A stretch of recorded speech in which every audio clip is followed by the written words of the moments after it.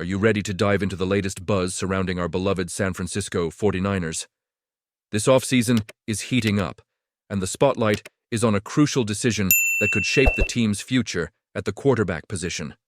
With one of our key players potentially on the brink of a lucrative extension, the question looms, who will step up behind him? The clock is ticking, and the stakes have never been higher.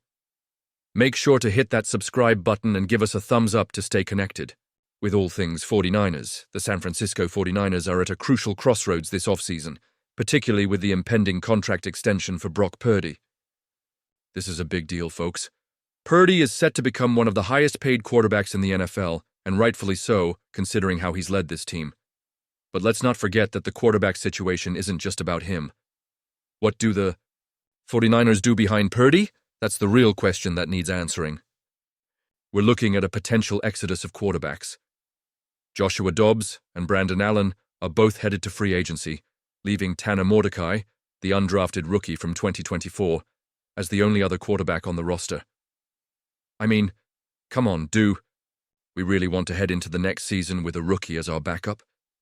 The 49ers will need to add at least one, if not two, quarterbacks to ensure they have a solid off-season roster. It's hard to imagine that they'll feel comfortable with Mordecai as Purdy's backup, even if they're optimistic about his development. Dobbs might not be interested in returning if he's just going to be a third stringer again. He spent most of 2024 as the third QB, and while he had a strong showing against the Cardinals, the reality is that he might want a clearer path to starting. On the flip side, Allen did have his moment in Green Bay, but is that enough to earn him the QB2 spot moving forward? The uncertainty is palpable, and let's not forget what happened at the end of the last season. Purdy took that nasty hit to his elbow in Week 17, and suddenly the 49ers were scrambling. After almost 2 full seasons of stability at quarterback, it was a harsh reminder of the chaos that injuries can bring. While Purdy isn't as injury-prone as someone like Jimmy Garoppolo, the need for a solid backup plan is glaringly evident. The 49ers can't afford to ignore this position any longer, especially after what we witnessed last year. So, what are the options? Allen could be a viable candidate, especially after the praise he received from Kyle Shanahan.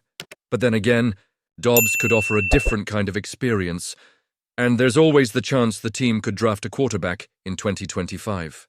The key here is finding someone who the 49ers can trust to step in and win games if Purdy goes down again. Throwing just any cheap player behind him isn't going to cut it. That would put the entire season at risk, and we can't have that.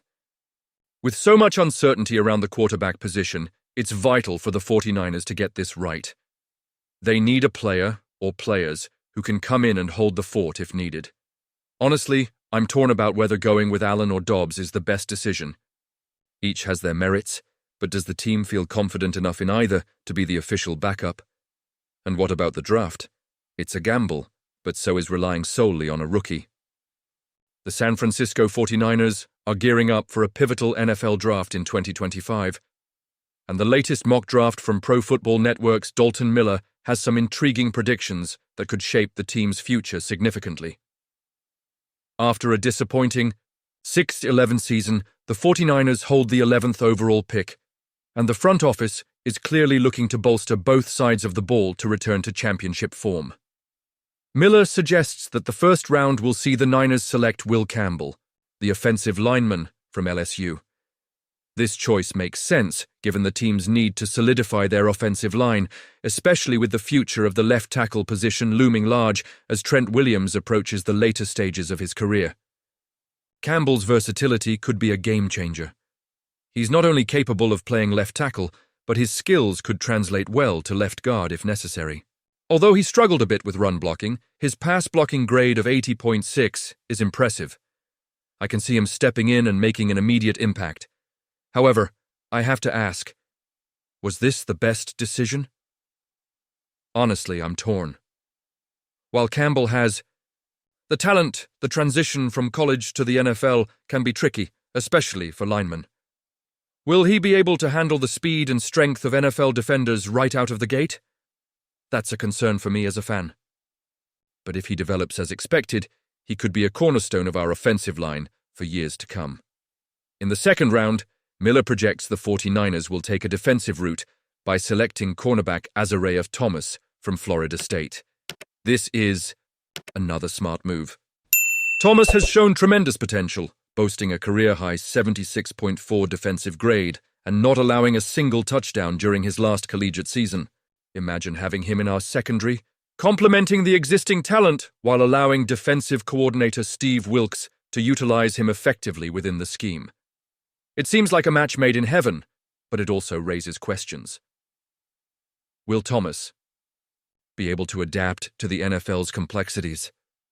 The speed of the game is a whole different ballpark, and I'm curious if he can translate his college success into the pros. Miller also has the Niners making some solid picks in the third round, including defensive tackle Alfred Collins from Texas and offensive tackle Blake Miller from Clemson. Collins is noted as the best run stopper in this draft class, and while he may lack as a pass rusher, his ability to disrupt the opponent's running game could be invaluable, especially when you think about how vital stopping the run is in the NFC West. Then there's Blake Miller, who could finally provide an upgrade at right tackle, a position that has been somewhat of a revolving door. It's crucial for the 49ers to shore up that position, and if Miller can develop physically and become a more consistent force in the run game, we might see a significant shift in our offensive performance. As for the later rounds, the selections of Terrence Ferguson, Samuel Brown, Omar Norman Lott, Max Brosma, Dante Trader Jr., and Josh Kelly may not get the same headlines, but they could prove to be critical depth pieces or even surprise contributors. Ferguson, at tight end, could add to our offensive versatility, while Brown offers a dynamic receiving threat. The quarterback pick in the 6th round, Max Brosma, is especially interesting. With the uncertainty surrounding our current QB situation, bringing in fresh talent could ignite competition and spark some much-needed energy in the room. So here's where I stand. These projected picks could set the stage for a brighter future for the Niners, but I want to hear from you. Do you think this is the right path? Will Campbell and Thomas live up to the hype? And what about the later round selections? I want to hear your opinions down below. Let's get the conversation going. If you enjoyed this breakdown and want to stay updated on all things 49ers, don't forget to like, share, and subscribe to the channel. And please, activate the notification bell to get all the latest updates. We're in this together, and I can't wait to see how these moves pan out for our beloved team.